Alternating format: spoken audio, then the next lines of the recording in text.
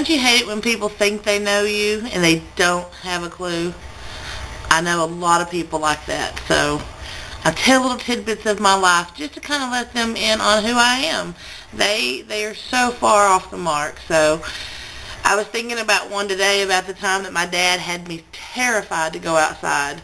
I was probably 8 years old, and we had a little church. We lived out in the country, and we had a little church, down the road and around the corner, and I had gone to First Vacation Bible School, and gave myself over to the Lord, and came home, and I was so proud of myself. And I remember my dad was out in the garage, and my dad has a very twisted sense of humor or punishment method. I don't know what you want to call it, but he was out in the garage, and I said, guess what happened, and I got saved, and da-da-da, and he, flipped out, just completely flipped out, and pretty much whipped my tail, and when I mean whipped my tail, my dad whipped my tail.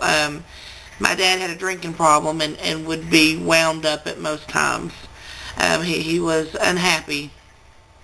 Anyway, and he said, do you realize that we can't move now? Do you realize that they're going to expect me and your mom to go to church? Don't you realize that you have to be there all the time, and everybody's going to judge you and look at you a certain way, and you just had no right doing that without consulting me or your mother, and I mean, he was totally off the wall pissed.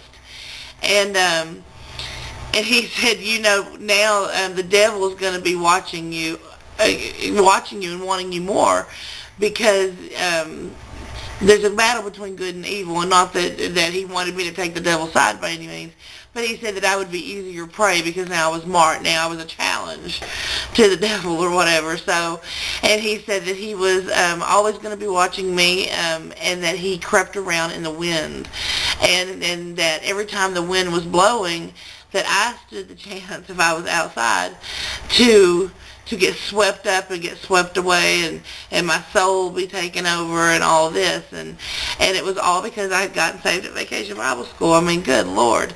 And but I took it to heart. I was terrified. I mean, I was so proud and accepting of Jesus, and that's based on faith, and I knew there was a bad side, and so I, being 8 years old, took my dad's word that now I was a marked challenge for the devil himself, and he was watching me in the wind.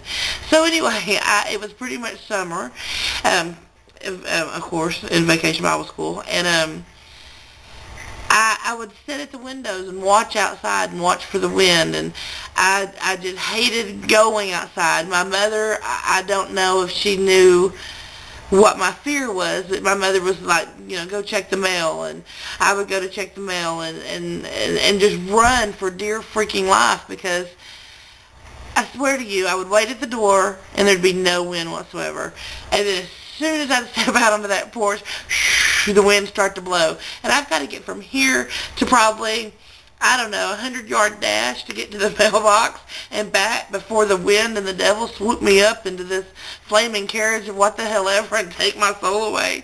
I just could not stand it. So I would bolt. I mean, I would bolt. And my dad had a little shop out behind our house where he restored antique cars. And she would say, go tell your dad supper's ready. And I'm like, oh my God, that was probably 200 yards, and so anyway, I spent the whole summer pretty much inside. When I was about 8 years old, I should have been playing with all my friends. I would see them outside. They would invite me to come outside, but I could not do it if the wind was blowing, because I just did not know when all hell was going to break loose, and I was going to be caught. So anyway, there's a little fact you didn't know. I really, really thought the devil was in the wind and going to take my soul when I was 8 years old. Terrible, terrible, terrible. Don't do that to your kids. Bye.